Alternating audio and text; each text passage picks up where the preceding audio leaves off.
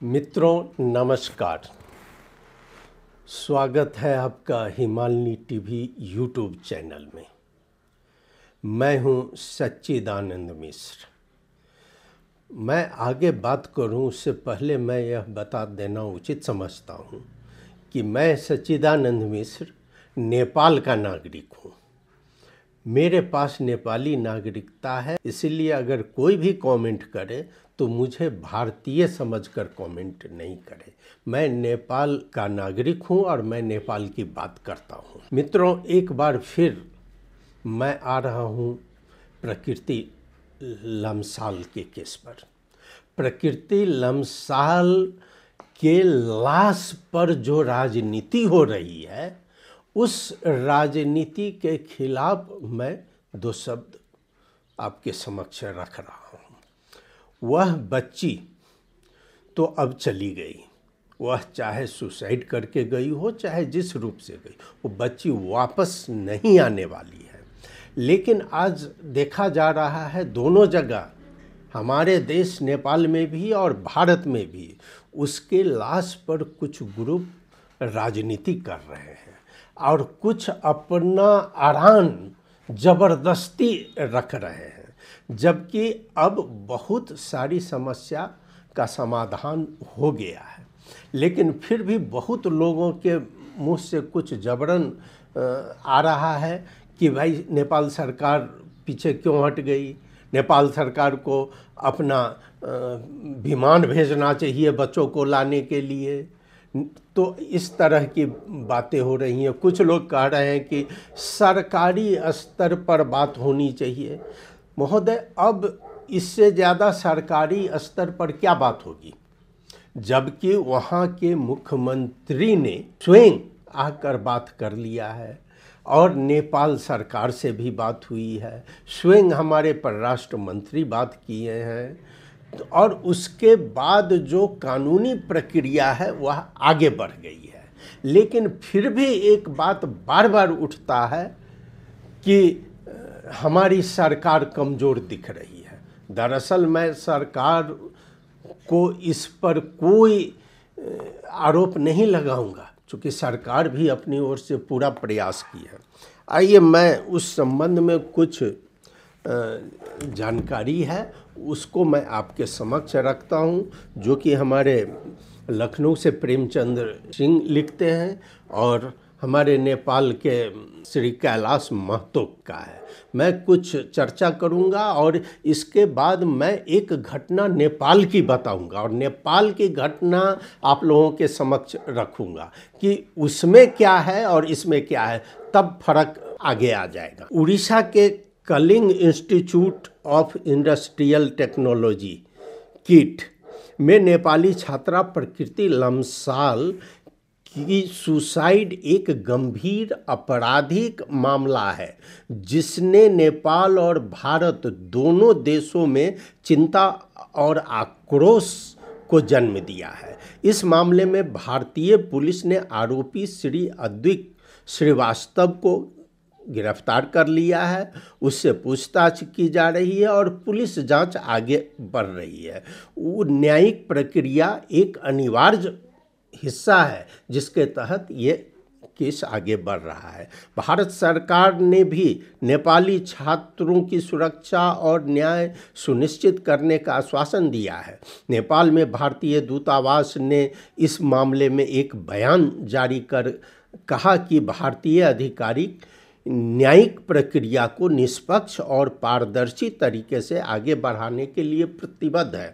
मैं यहाँ बता दूँ, जैसे ही यह घटना नेपाल में आई तो काठमांडू स्थित भारतीय दूतावास में लोग संपर्क करना शुरू कर दिए। लेकिन भारतीय दूतावास पहले से सचेत थी और पहले से वो उड़ीसा में संपर्क बनाए हुए थी और वहाँ से जानकारी तुरंत अपने प्रेस कॉन्फ्रेंस के जरिए, प्रेस रिलीज के जरिए नेपाली लोगों को दिया जा रहा था। और यहाँ तक कि मैं बता दूँ, भारतीय दूतावास इतना एक्टिव थी कि उस दिन उसका साधारण कर्मचारी से लेकर स्वयं एम्बेसडर महोदय ने भी फ़ोन उठाया और फ़ोन उठाकर सबसे बातें की। जो फ़ोन करते थे गार्जियन, उस गार्जियन का फ़ोन स्वयं एम्बेसडर ने रिसीव किया और एम्बेसडर जवाब दे रहे थे।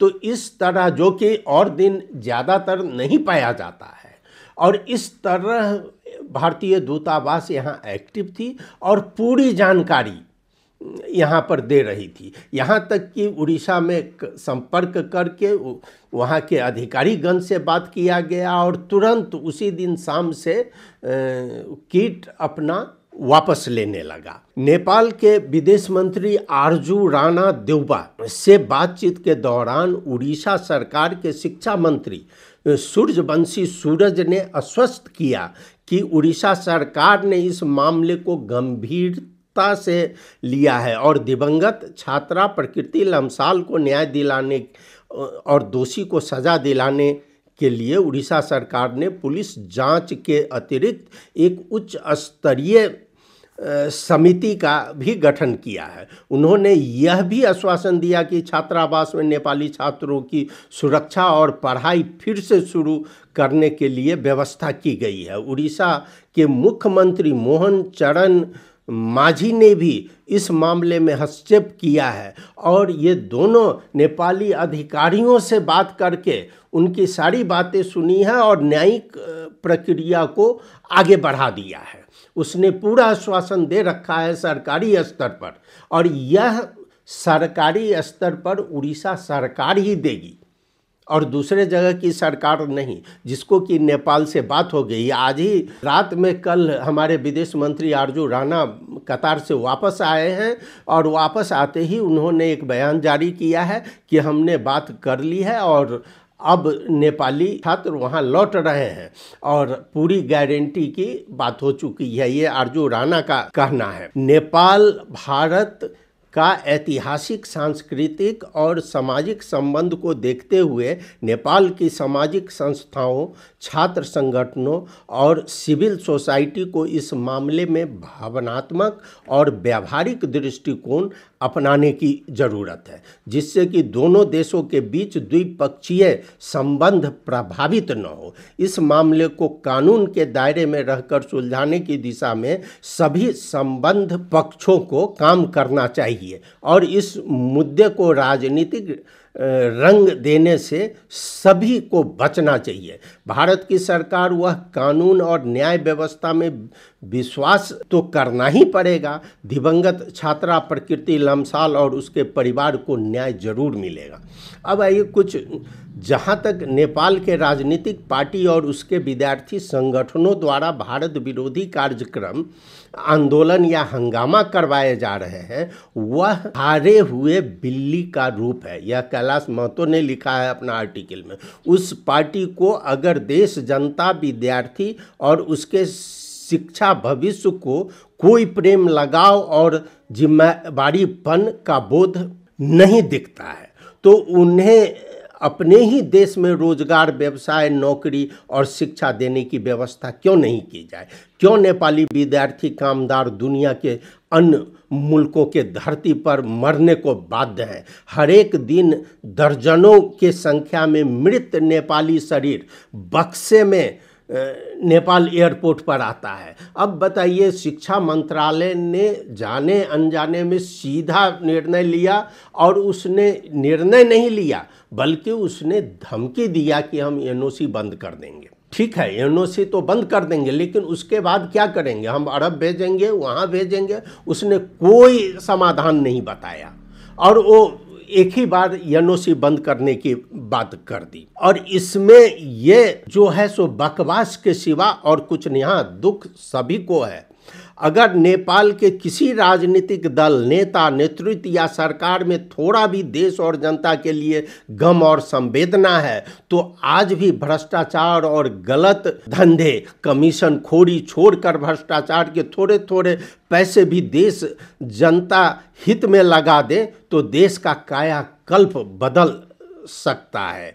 जो विद्यार्थी भारत विरोध में आंदोलन करते हैं उनसे आग्रह है कि आप जितने किसी देश और आपके भविष्य बिगड़ुआ पार्टियों के दुष्चक्र में पड़कर आंदोलनरत है, उसके ठीक विपरीत आप देश के दुश्मन और कल के आपके भविष्य के अंधकार के कारण रहे मौजूदा पार्टी सरकार और नेताओं को राजनीतिक और आर्थिक सत्ता से बाहर निकालने का आंदोलन करे तो समय और मेहनत सदुपयोग माना जाएगा। भारत का विरोध करने से प्रथमतः आपको कुछ नहीं मिलेगा और न ही इस आपराधिक काम में कुछ सहयोग मिलेगी। मैं एक उदाहरण आपको देता हूं, ठीक है, आत्महत्या का केस यह कोई पहला केस है ऐसी बात नहीं है, इससे पहले भी बहुत जगह ऐसा आत्महत्या का केस हुआ है। मैं एक फोटो दिखा रहा हूं, एक चित्र दिखा रहा हूं, देखिए आप ये चित्र, ये विद्यार्थी,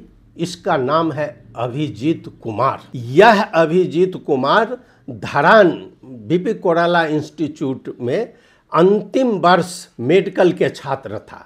यह अभिजीत कुमार 2007 की बात है, 2007 की बात है और अगस्त महीने की, जो इस विद्यार्थी को वहां पर मृत पाया गया अपने कमरे में।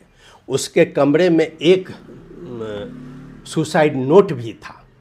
जी हाँ, संजोगवश मैं बताता हूँ आपको, यह मेरे संबंधी थे, मेरे साला का एकमात्र पुत्र, और वह पढ़ रहा था। 7 वर्ष वहाँ बिता चुका था, लेकिन उसकी ये नौबत आई कि उसे आत्महत्या करना पड़ा। जी हाँ, इस आत्महत्या के बाद क्या हुआ, तो मैंने और उसके परिवारजनों ने गुहार लगाई विभाग में। मैंने लिखित रूप में दिया, आप अभी भी होगा वहाँ पर। इस मृत्यु के पीछे आपको बता दें कि कोई लव स्टोरी नहीं था, प्रेम कहानी नहीं थी इसके पीछे। इसके पीछे शैक्षिक प्रताड़ना थी। जो विद्यार्थी एक सब्जेक्ट में लगातार 3 बार से फेल किया जा रहा था या हो रहा था, लेकिन खैर उसके बाद भी हम लोगों ने कहा कि इस पर कुछ कार्रवाई हो, कुछ कमेटी बने, जाकर मिले, लिखित रूप में दिए, लेकिन अधिकारियों ने बिल्कुल ही अनसुना कर दिया, कुछ नहीं हुआ। बाद में मैं बता दूं, अब एक अच्छी खबर आ रही है किट से कि कल ही वहाँ पर बताया गया है कि प्रकृति लम्साल के नाम से एक स्कॉलरशिप दिया गया है, और वह स्कॉलरशिप में एक छात्र प्रति वर्ष वहाँ पढ़ेगा किट में, उसके नाम पर, प्रकृति लम्साल के नाम पर, चूँकि कॉलेज पीछे नहीं हट रही है। लेकिन मैं बता देता हूँ आपको, जो 2007 की बात है, उसके बाद उस अभिजीत कुमार के गार्जियन, उसके पिता ने लिखित रूप में एक उजूरी दिया कि ठीक है, आप लोग नहीं कीजिएगा तो हम अभिजीत के नाम पर एक पुरस्कार धरान मेडिकल इंस्टीट्यूट में रखना चाहते हैं। सो हम पैसा हम देंगे, लेकिन आप लोग ऑर्गेनाइज कर दीजिए। अभी भी ईमेल होगा वहाँ पर, अभी भी निवेदन होगा वहाँ पर, लेकिन अधिकारियों ने इसको सुना तक नहीं। वह कुछ सुनने को तैयार ही नहीं था। मैं कर्मचारी था नेपाल सरकार का, मैं दौड़ता रह गया, अपने आप को असहाय महसूस किया उस समय कि कहीं से कोई मदद नहीं है और अधिकारी गण सुन नहीं रहे हैं।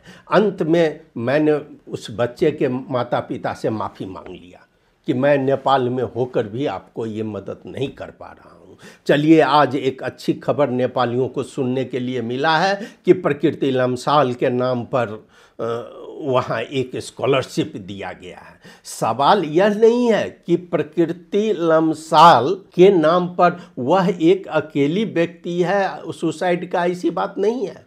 आखिर सुसाइड के लिए वह क्यों मजबूरन होना पड़ा?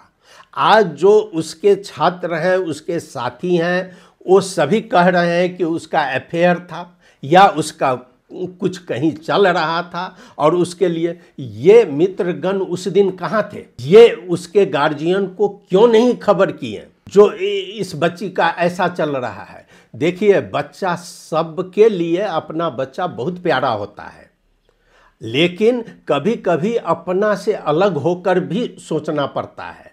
यही भ्रम जो है सो लोगों को बिगाड़ देता है कि मेरा बच्चा बहुत अच्छा है और सबसे अच्छा, मेरा बच्चा तो ऐसा काम करेगा ही नहीं। प्रकृति लम्साल के भी गार्जियन इसी भ्रम में थे कि उनकी भी बच्ची बहुत अच्छी थी, लेकिन इसके लिए जिम्मेदार केवल अथॉरिटी नहीं है, इसके लिए जिम्मेदार प्रथमतः गार्जियन लेवल में भी आता है और गार्जियन के बाद में वो समाज पर जाता है। जो समाज जब तक आत्महत्या नहीं हो, जब तक कुछ बिगड़ नहीं जाए, तब तक उसकी आंख नहीं खुलती है। महोदय, इस चीज को सबसे पहले समझना पड़ेगा कि अगर हमारे बच्चे सही हैं तो निश्चित रूप से हमारा रिजल्ट भी अच्छा आएगा। इसलिए सब प्रथम अपने बच्चे को हम सही शिक्षा दें, सही संस्कार दें, उसके बाद ही हम दूसरों पर आरोप लगावें। हाँ, किट अथॉरिटी ने जो किया है, उस दिन जो उसका व्यवहार हुआ, इसके लिए हम नेपालियों से ज़्यादा भारतीय मीडिया ही उस पर लगे हुए हैं। मैं इसके लिए भारतीय मीडिया को धन्यवाद देना चाह रहा हूँ कि जिस तरह उसने ईमानदारी से रखा है, शायद हमारे यहाँ उस तरह नहीं हो रहा है। हमारे यहाँ तो आक्रोश है, निश्चित रूप से स्वाभाविक है, हमारा है, वहाँ पर छात्र था तो इसलिए यह आक्रोश था। तो इसलिए मित्रों, अब यह आक्रोश बंद करना पड़ेगा और जो प्रकृति लम्साल से सीख मिली है वो हमको अपने घर में लागू करना पड़ेगा और अपने मित्रों पर लागू करना पड़ेगा। जो भी छात्र जहाँ भी पढ़ते हो, अगर गलत चीज़ हो रहा है तो उसको तुरंत जानकारी उसके माता पिता को दिया जाए, नहीं तो अपने माता पिता को कम से कम जानकारी दे सकें तो माता पिता के थ्रू जा सकता है। आज जो गार्जियन लेवल में हो रहा है, यह चीज़ पहले जरूरी है साहब, यह आत्महत्या के बाद नहीं, यह पहले भी जरूरी है कि आपके बच्चे कहाँ पढ़ रहे हैं, किस तरह पढ़ रहे हैं, यह जानने के लिए आप क्या कर रहे हैं। यह कमजोरी हमारी भी है। तो इसलिए मित्रों, जो आज कुछ नाराबाजी हो रहा है, कुछ जुलूस निकाले जा रहे हैं, ये प्रकृति लम्साल के लाश पर राजनीति हो रही है और ये राजनीति दोनों देश के कुछ ग्रुप पार्टी से मिले जुले लोग कर रहे हैं। इसको तुरंत बंद करना चाहिए और शिक्षण क्षेत्र में काम आगे बढ़ना चाहिए। विद्यार्थी जो जाना चाहते हैं जाएंगे, पढ़ेंगे और काम, हाँ, सरकार ने गारंटी ली है, उस सरकार पर तो अब विश्वास करना ही पड़ेगा। अब वो इससे ज़्यादा तो नहीं देगा गारंटी। चलिए, इसी रूप में मैं आज प्रकृति लम्साल ही नहीं, इस वीडियो के जरिए जो 2007 में मुझे भुगतनी पड़ी नेपाल में, उसको, अभिजीत को, मेरे साले का लड़का था, मैं अभिजीत से लेकर लम्साल तक को सभी को मैं हार्दिक श्रद्धांजलि अर्पित करता हूँ। मित्रों, आपने सुना, बहुत बहुत धन्यवाद आपको। नमस्कार।